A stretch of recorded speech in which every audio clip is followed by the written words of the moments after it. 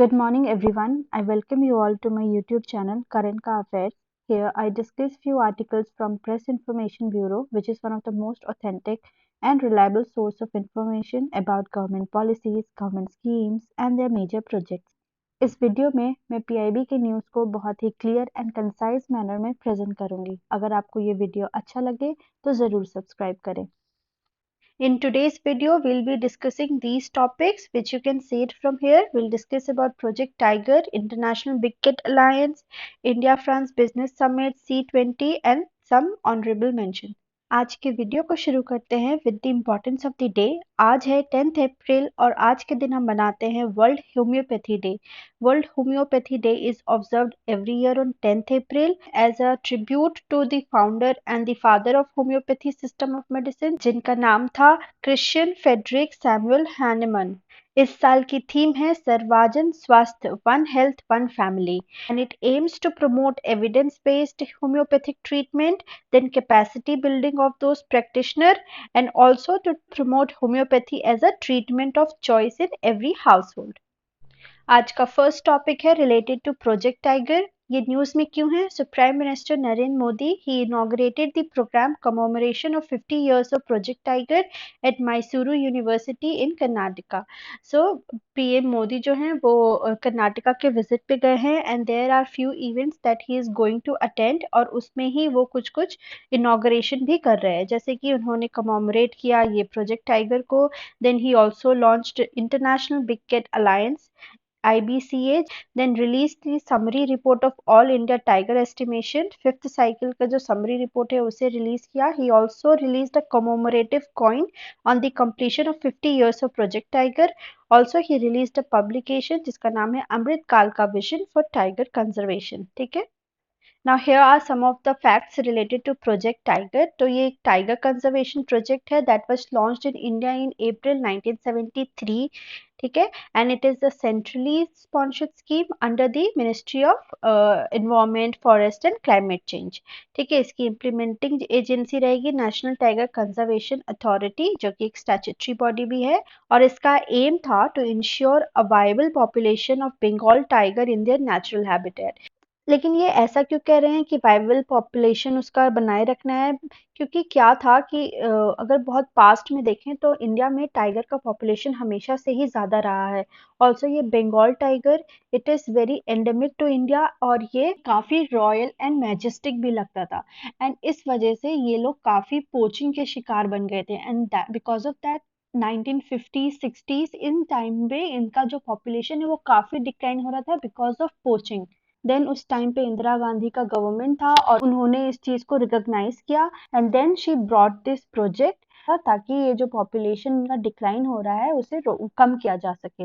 It was also to protect them from extension and at the same time preserving area of biological importance as a natural heritage. ठीक है, so animal के साथ साथ उनका जो habitat है, जो कि एक बायोलॉजिकली बहुत ही इंपॉर्टेंट भी होता है, उसको भी हम कंजर्व कर सके as a natural heritage. And this project was one of the kind because it actually delivered the result. इसके सक्सेस की बात करें तो because of the scheme, number of projects in India increased from 1827, that was the number of tiger in 1970s, it came up to 2967 with a 30% rise in the population in the last 8 years.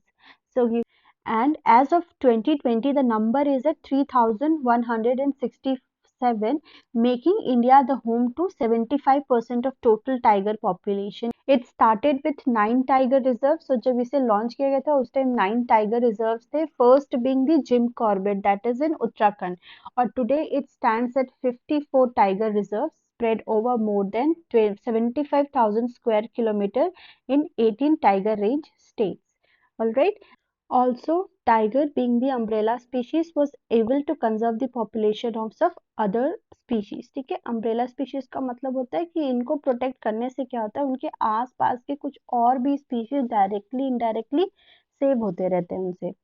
Then जो prime minister Modi हैं वो 75 number का बहुत बार जिक्र किया है, जैसे कि now India became the 75% of the world's tiger population, that too in 75th year of independence, India's independence.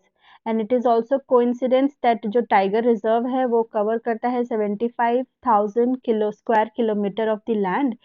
Also, the tiger का population in the country has been increased by 75%. Next is international big cat alliance, जिसको अभी prime minister Modi launch करेंगे. But it was proposed last month. So it is a proposed mega global alliance under the leadership of India. And it क्या करेगा ये, तो it will protect 7 major big cats, ठीक है, जैसे tiger, lion, leopard, snow leopard, puma, jaguar and cheetah. So ये जो big cats हैं इनको कॉम्प्रिहेंसिवली एक स्कीम के अंदर, एक अलायंस के अंदर कलेक्टिवली प्रोटेक्ट करने का ये एक अलायंस है. तो इसके फंडिंग के लिए $100 मिलियन दिए गए हैं इंडिया की तरफ से फॉर नेक्स्ट 5 years. ठीक है, इसके मेंबरशिप कौन होगी, तो it is open to 97 range countries as well as अगर कोई और नेशन, इंटरनेशनल ऑर्गेनाइजेशन. सो इसका एम क्या है, dissemination of information on benchmarked practices, capacity building, resource repository, research and development, awareness creation and preservation and conservation of big cats.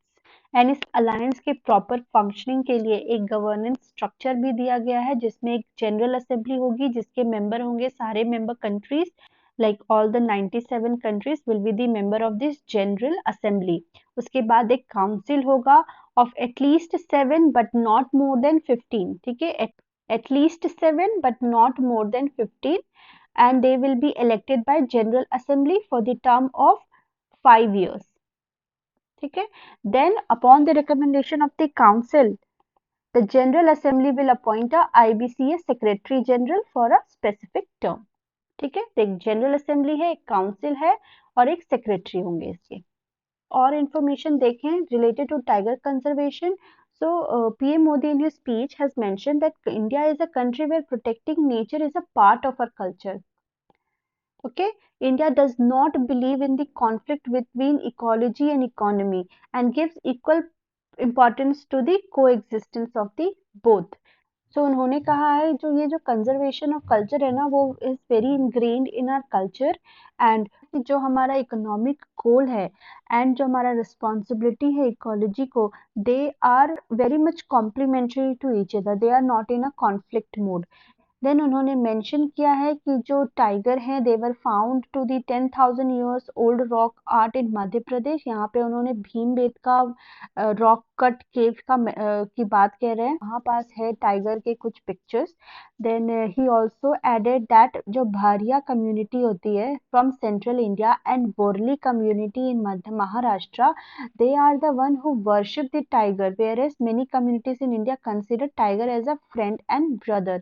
Also ऐसे बहुत सारे tribal communities हैं जो अपने एरिया के एनिमल्स को, जो कि काफी एंडेमिक होते हैं, इंडेंजर्ड होते हैं, उनको प्रोटेक्ट करते हैं, जो और उनका प्रोटेक्शन करना उनके कल्चर में ही है. इसके साथ साथ ही also mention that wildlife Mitra programme in Gujarat where the incentive of cash reward दिया जाता है उनको जो मॉनिटर करते हैं ऐसे एक्टिविटीज लाइक हंटिंग, पोचिंग. ठीक है, next news is related to India France business summit. ठीक है, ये इंडिया फ्रांस बिजनेस समिट है. It is to be held on 11th April 2023 in Paris में होने वाला है ये. ठीक है, and this year 2023 will be the 25th year of India France friendship, तो उसको भी ये कमोमोरेट करेंगे. It will be co chaired by Piyush Goyal जो कि है minister of commerce and industry and consumer affairs minister भी हैं, and Oliver best who is the minister delegate of foreign trade, और ये पेरिस को रिप्रेजेंट करेंगे. Then the summit will focus on themes including building of a green future. This will be the priority in their agenda. Emerging technologies, defense cooperation and cooperation in the Indo-Pacific regions. And जो minister हैं हमारे Piyush Goyal, he will be interacting with member of Indian community in Paris. Also he will visit Italy. But जो finally जो outcome होगा या फिर अगर इन लोग कुछ एग्रीमेंट साइन करेंगे that will come to know on 11th April. So बाकी का discussion I will do it on 11th. Next news is related to Bovenpalli. Okay, this is a सब्जी मंडी in हैदराबाद जिसके बारे में मोदी जी ने अपने मन की बात में एड्रेस किया था इसको. तो ये क्या है? So it is generating electricity from vegetable waste, ठीक है। So and it is one of its kind bio electricity, biofuel, biomanure generating project, ठीक है। तो इस विलेज की खासियत ये है कि यहाँ की जो सब्जी मंडी होते हैं, वहाँ पर कुछ फ्रूट्स या वेजिटेबल्स अगर कुछ खराब हुए हो गए होते हैं, ठीक है, या फिर कुछ अनसोल्ड रह जाते हैं, तो उसे ऐसे ही लैंडफिल में फेंकना या फिर इधर उधर फेंकने से अच्छा है वो उसको एक waste to energy treatment plant में दे देते हैं, जहाँ पास उसके यूज से इलेक्ट्रिसिटी प्रोड्यूस किया जा सकता है, ठीक है। और ऑन एवरेज देखा गया है कि इस जगह में 10 टन्स ऑफ वेस्ट जनरेट होता है पर डे। एंड और अगर इस वेस्ट को हम ऐसे ही खुले में पड़े रहने देते, तो इससे क्या होता कि 6290 kg ऑफ CO2 प्रोड्यूस होता, विच इज नॉट गुड। और जैसे ही इसे आप एक एनर्जी प्लांट में डालते हो, उससे इलेक्ट्रिसिटी प्रोड्यूस होता है, and that can be put to use in multiple ways. He also observed that in sabji mandis vegetable rot due to multiple reasons और उसकी वजह से unhygienic condition भी create होता है. However, traders in Hyderabad Bovenpalli sabji mandi, they have decided to produce electricity out of this waste vegetable, and this is the power of innovation. तो ये लोग कैसे करते हैं और क्या प्रोसेस है वो हम यहाँ देखते हैं। तो फर्स्ट स्टेप तो यही होता है, कलेक्शन ऑफ वेस्ट। और वो वेस्ट रॉटन हो सकते हैं, अनसोल्ड फ्रूट्स, वेजिटेबल्स, तो ये सारी चीजें को कलेक्ट करते हैं। देन दे चॉप, तो इसमें उन लोगों ने वुमेन को भी एम्प्लॉय किया है, ठीक है। तो वो उन लोग एकदम छोटे छोटे टुकड़ों में चॉप करते हैं। उसके बाद that is put to grinder, जिसमें वो पूरा क्रश कर देता है ना, पल्प, ठीक है, उसको स्लरी कहा जाता है। And then it will be put to digested in a anaerobic condition, and then the generated gas will be collected and stored in balloons. तो ये प्रोसेस है और इससे बायोमैन्योर भी ऑब्टेन होता है एज अ बाय प्रोडक्ट। और ये जो बायोगैस है, it is funded by department of biotechnology and department of agriculture marketing Telangana, and under the guidance and patented technology of CSIR IICT। क्या है ये? Council of scientific and industrial research, Indian institute of chemical technology, and it is executed by Hyderabad based Ahuja engineering service private limited. And इनके effort से क्या हुआ, that now every ounce of vegetable and fruits waste collected from this market is used to generate around 500 units of electricity and 30 kg of biofuel. Further, it provides electricity जो कि street light में जो ये stalls होते हैं, food stall, उनको light up करने में, एडमिनिस्ट्रेटिव बिल्डिंग्स में भी यूज हो रहा है। Also, it generates employment for women by providing them with opportunities. उस वजह से क्या है, उनको एक स्टीडी इनकम और अपॉर्चुनिटी फॉर स्किल डेवलपमेंट भी मिल जाता है। Next news is related to C20। सो ये न्यूज में क्यों है? All India institute of Ayurveda under the ministry of AYUSH, so they hosted a working of group of C20 on an integrated holistic health on 8th April 2023, ठीक है। और ये C20 क्या है? तो it is one of the official engagement group of G20 forum, और बाकी engagement groups आप यहाँ पास देख सकते हैं। तो ये ऑफिशियल एंगेजमेंट क्या है? So these are non government participant of G20, ठीक है। तो ये सारे नॉन गवर्नमेंट पार्टिसिपेंट हैं, ये सारे G20 मेंबर्स के, जो कि रिकमेंड करते हैं ये G20 लीडर्स को in their policy making decision. And ये जो C20 है, it basically represent civil society organisation around the world, and वो लोग वॉइस आउट करते हैं पीपल के aspiration to the world leaders in G20। Now here are some of the honorable mentions. Appointment की बात करें तो एक निशा श्रीवास्तव हैं, वो एक फैशन डिजाइनर हैं। She is appointed as national head of world design forum, okay. World design forum की हेड बनी है फॉर द USA, और वो इंडियन क्लोथ को US मार्केट में रिप्रेजेंट करेंगी। देन एक थिएटर वेटरन है Jabala Vidya, she dies at 86 and she is known for her performance in Ramayan.